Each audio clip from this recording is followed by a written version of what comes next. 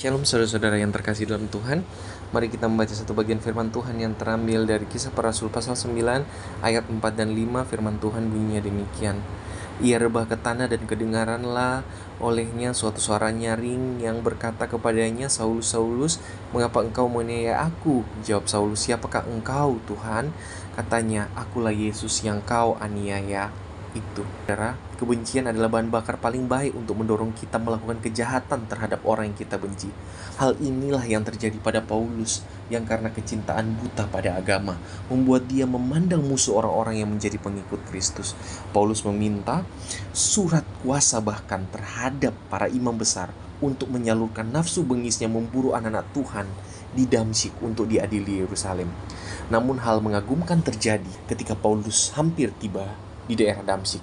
Allah menghampiri Paulus dengan sinar kemuliaan sehingga Paulus rebah dan bahkan menjadi buta selama beberapa hari. Hal yang menarik itu justru terjadi pada bagian ini, yaitu ketika Yesus berkata, Saulus, Saulus, mengapa engkau menganiaya aku? Jawab Saulus, siapakah engkau, Tuhan? Katanya, akulah Yesus yang kau aniaya itu. Dalam percakapan ini menunjukkan bahwa tatkala Paulus menganiaya atau merencanakan yang jahat terhadap anak-anak Tuhan, itu sama saja melakukannya untuk Tuhan. Hal ini juga menandakan bahwa Tuhan tidak pernah absen dalam kehidupan anak-anaknya, bahkan tatkala peristiwa terburuk pun terjadi. Maka dalam hal ini kita perlu sadar bahwa Allah lah pembela dan pelindung kita semua anak-anaknya. Pada bagian berikut kita melihat pada ayat 6.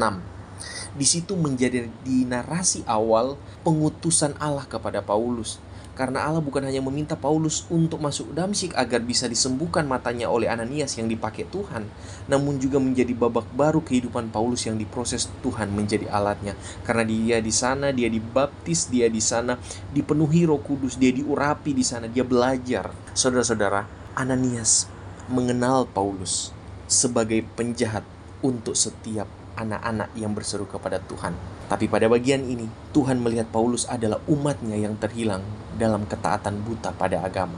Ananias melihat Paulus kurang pas untuk dikasihani, tapi Allah melihat Paulus sebagai alat untuk menyatakan Kristus bagi dunia, karena Paulus merasakan langsung cinta Kristus kepadanya terlebih dahulu. Perjumpaan Paulus dengan Tuhan Yesus yang membuat Paulus buta sesaat adalah awal kehidupan baru di dalam Sang Juru Selamat, di mana Paulus berhenti melihat orang lain sebagai musuh agama dan dalam kebutaan melihat kedalaman diri yang sebenarnya begitu cemar dan jadi musuh Allah. Perjumpaan dengan Kristus bukan cuma menyadarkan Paulus betapa berdosanya dia, melainkan menyadarkan dirinya bahwa dia adalah pendosa besar yang mengalami belas kasihan Allah. Oleh karena itu Paulus dipersiapkan Allah untuk menjadi saksi Kristus, menyiarkan kepada dunia bahwa anugerah Allah mengampuni orang berdosa itu nyata bagi mereka yang percaya kepada Kristus sebagai juru selamat dan mau mengakui dosa di hadapan Allah Sang Pengampun. Demikian dengan kita. Tidak peduli seberapa buruk kita dalam cerita orang lain, tidak peduli seberapa buruk kita pada masa lalu kita yang kelam.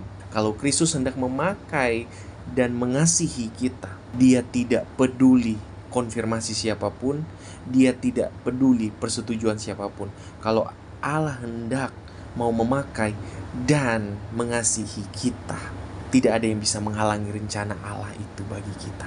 Lantas kalau Kristus sekarang mengundang kita menjadi alat kemuliaannya, apa yang sering menghalangi kita untuk terima undangan agung tersebut? Soli Deo Gloria, kita berdoa. Tuhan Yesus, terima kasih untuk anugerah-Mu yang besar buat kami. Engkau mengasihi kami bahkan ketika kami di dalam kondisi yang tidak layak. Engkau mengizinkan kami mengikuti jalan anugerah-Mu yang tidak tergagalkan, bahkan pada saat kami hidup sedang sampah-sampahnya. Kami bersyukur Tuhan, dan kami juga mohon ampun ketika sering banget Engkau mengundang kami terkadang melalaikannya dengan begitu banyak alasan yang kami buat-buat. Tuhan, mampukan kami menghargai anugerah pengampunan-Mu sehingga kami benar-benar memaknainya dengan kesungguhan. Dan pada saat itu kami juga siap karena dipersiapkan Engkau untuk menjadi alat menyiarkan cinta Kristus yang kudus bagi dunia yang tercemar oleh dosa yang hendak menuju kebinasaan. Sekali lagi Tuhan, kami mohon ampun dan kami berharap belas kasihan-Mu kiranya sudi memakai kami menjadi alat kemuliaan. Di dalam nama Tuhan Yesus kami berdoa. Amin.